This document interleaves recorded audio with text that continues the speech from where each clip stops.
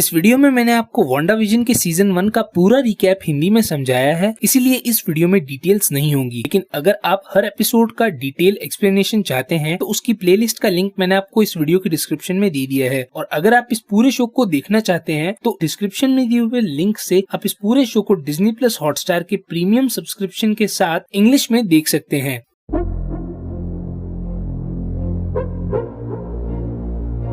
Show की शुरुआत blip के मोमेंट के साथ होती है, यानी जो लोग धूल बनकर गायब हो चुके थे वो अब 5 साल बाद अपनी दुनिया में वापस आ चुके हैं और जैसे वो 5 साल पहले थे अभी भी वो वैसे ही हैं। दुनिया उन्हें मरा हुआ समझ चुकी थी, लेकिन अब वो वापस आ रहे हैं धीरे धीरे। और यहाँ पर एक हॉस्पिटल में मोनिका अपनी मदर मारिया रेम्ब्यू को ढूंढती है, लेकिन उसे एक डॉक्टर के थ्रू पता चलता है कि उसकी माँ की मृत्यु 5 साल पहले हो चुकी है।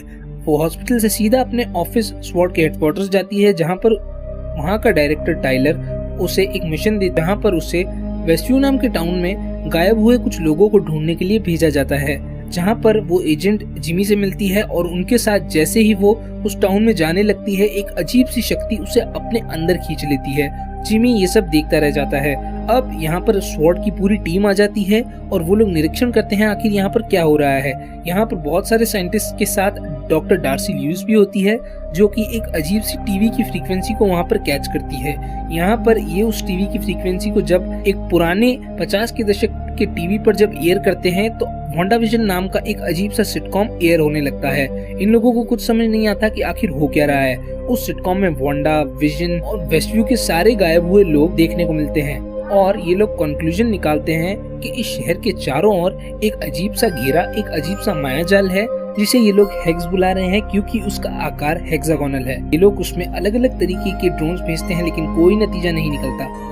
दूसरी तरफ इस सिटकॉम में टाइम बहुत ज्यादा तेजी से बढ़ रहा है। ये सिटकॉम 50 और 60 के दशक से शुरू हुआ था, लेकिन अब ये धीरे धीरे 70, 80 और 90 के दशक तक पहुंच जाता है। इसी बीच वांडा के बहुत सारे दोस्त और पड़ोसी भी डिस्कवर होते हैं, जिसमें उसकी सबसे खास पड़ोसन है एग्नेस। साथ ही तीसरे एपिसोड में वांडा के 2 बेटे भी हो जाते हैं, जिनका नाम वो बिली और टॉमी रखते हैं। यही नहीं बल्कि यहाँ पर शुरुआत से ही वांडा और विजन को कोई न कोई उनकी हकीकत याद दिलाने की कोशिश करता है, जिससे वांडा बहुत ज्यादा परेशान होकर हर चीज को बदल देती है। ऐसा लगता है मानो वो अपनी हकीकत से भागना चाहती है। अब भी उसे ऐसा ही करके उसकी हकीकत याद दिलाने की कोशिश करती है, लेकिन वांडा गुस्से में आकर उसे अपनी हकीकत से, अपनी रियलिटी से और उस हेक्स से बाहर फेंक देती है। वहाँ वो स्वॉर्ड के हेडक्वार्टर्स पे अपनी टीम से मिलती है, उसके साथ जो कुछ हुआ वो सब उसे बता देते हैं। यहाँ पर ये लोग एक प्लान बनाते हैं कि वो किसी तरह वांडा से कांटेक्ट करेंगे और ये लोग एक ऐसा ड्रोन बनाते हैं जिसकी एंट्रोपी, जिसकी बनावट उस हेक्स के अंदर की रियलिटी वाली चीजों के बराबर हो, और ये वांडा के पास पहुँचने में कामयाब भी हो जाते हैं। लेकिन यहाँ पर टाइलर के इंटेंशन का पता चलता है और वो वांडा को सिर्फ मारना चाहता है, क्योंकि उसने विजन की डेड बॉडी चुराई और वो सबसे यही कहता है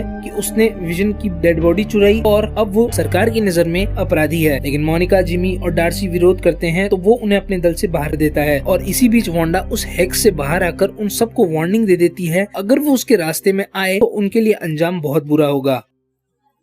देखने को मिलता है कि जिमी, मोनिका और डार्सी टाइलर के संगठन से अलग हो चुके हैं। जिमी और मोनिका वहां से दूर चले जाते हैं एक मिलिट्री कैंप के पास, ताकि वो वहां पर जाकर उस हेक्स में जाने की तैयारी कर सके। वहीं डार्सी स्वॉर्ड के हेडक्वार्टर्स में एक अलग जगह छुपकर टाइलर की सीक्रेट फाइलों को क्रैक कर लेती है।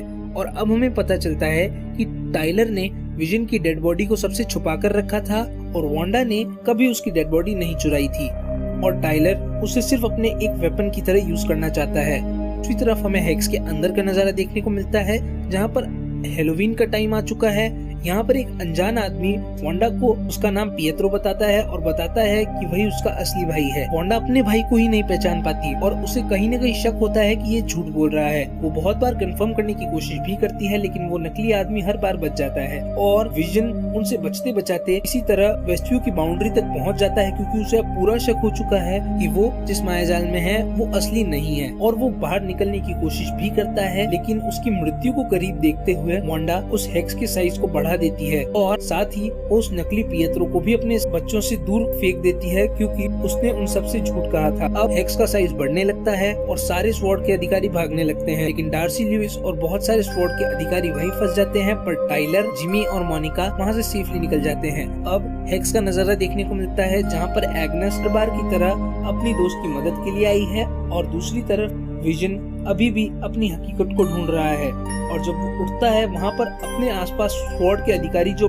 सर्कस के जोकर्स बन चुके हैं उन्हें देखता है। वो यहाँ पर डार्सी लुइस को ठीक करता है और उससे अपनी हकीकत जानता है। वहीं दूसरी ओर मोनिका किसी तरह दोबारा इस हेक्स में घुसने में कामयाब हो जाती है। वो वांडा तक पहुँचती है लेकिन वांडा उसे अपने से दूर कर देती है। यहाँ पर वांडा भी शक्तियों पर कंट्रोल नहीं कर पा रही और उसकी चीजें भी बदलना शुरू हो चुकी है।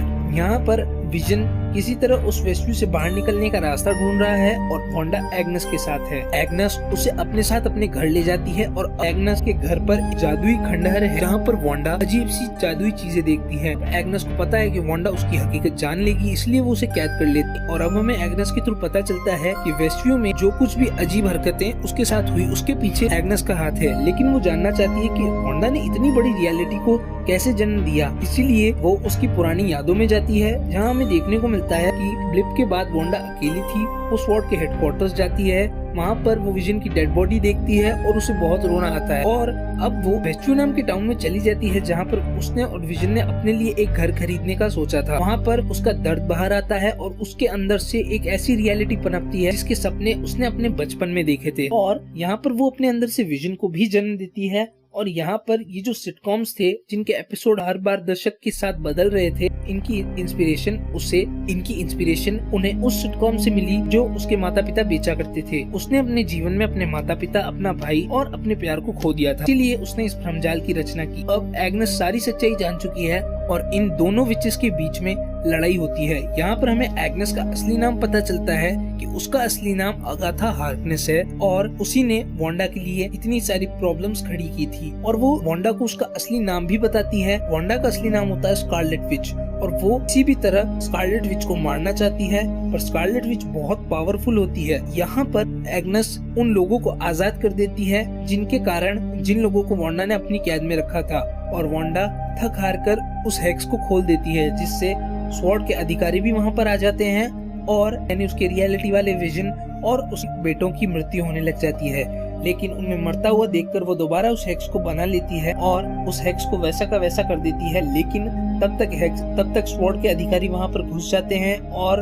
उन लोगों के बीच में एक युद्ध होता है। यहाँ पर असली विजन भी आ जाता है जिसे टाइलर ने सबसे छुपा कर रखा था और अब टाइलर की टीम उसे कंट्रोल कर रही है और उसका एक ही लक्ष्य है वांडा विजन को खत्म कर देना। यहाँ पर एक बहुत घमासान लड़ाई होती है जहाँ पर दोनों विजन्स आपस में लड़ते हैं। वांडा अगाथा हार्कनेस से निपटती है और बिली, टॉमी और मोनिका मिलकर स्वॉर्ड के सारे अधिकारियों से मिलते हैं। यहाँ हमें पता चलता है कि जिस आदमी को नकली पिएत्रो बनाकर भेजा गया था उसका नाम राल्फ बोनर है और उसे भी एग्नेस ने ही भेजा था। और इस सब लड़ाइयों के बाद विजन असली विजन को उसकी यादें वापस दे देता है और विजन वहाँ से चला जाता है और अगाथा हार्कनेस और वांडा के बीच मैजिकल फाइट होती है जिसमें वांडा जीत जाती है और वांडा उसकी जादुई किताब ले लेती है और उसे एक नॉर्मल इंसान बनाकर वहाँ से चली जाती है।